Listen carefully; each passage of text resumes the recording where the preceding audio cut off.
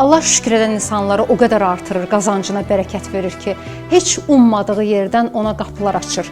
Şükür etməyin faydasını, dadını bilən insan şükür etməkdən əl çəkə bilmir. Və insan gün ərzində qeyri-ixtiyarı əlin göyə qalxır, Allah Taala'nın göndərdiyi hər balaca nemətə görə, ruziyə görə, sənə olunan xırda yaxşılığa görə belə deyirsən ki, sənə sonsuz şükürlər olsun.